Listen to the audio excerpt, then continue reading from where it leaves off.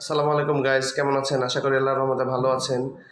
আজকে ঢাকা আন্তর্জাতিক বাণিজ্য মেলা নিয়ে কিছু কথা বলার জন্য আসলাম। আসলে যে কথাগুলো না বললেই নয়।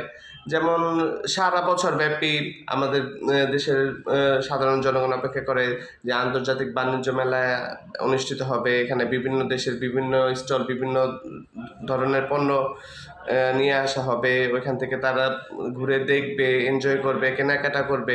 কিন্তু বর্তমান অবস্থা তো খুবই বেহাল অবস্থা। আহ, দেশীয় পণ্যের সয়লাব এবং ওইটা নিয়ে আমার হেডেক না, মানে মূলত মানুষগুলা তো আন্তর্জাতিকের নামে দেশীয় চক বাজারের মাল দিয়ে প্রতারণার শিকার হচ্ছে এবং এগুলোও তারা বাধ্য হয়ে কিনতে হচ্ছে দ্বিগুণ দামে, যে ব্যাপারটা অত্যন্ত কষ্টকর। তাই আমি যারা এটার অর্গানাইজেশনের যে কর্তৃপক্ষ রয়েছে তাদের দৃষ্টি আকর্ষণ করে বলবো, নিম্নমানের পণ্য স্টলগুলা আপনারা যে কোনো ওয়েতে বর্জন করে আন্তর্জাতিক যে ভেন্যুর স্ট্যান্ডার্ডটা ওইটা আপনারা মেনটেন করেন। তাহলে আশা করি এখান থেকে আমরা একটা ভালো ফলাফল পাবো এবং মানে লোকজন যে অন্তত হতাশ হবে না। তো এই আকাঙ্ক্ষাই রাখি আপনাদের কাছে। ধন্যবাদ।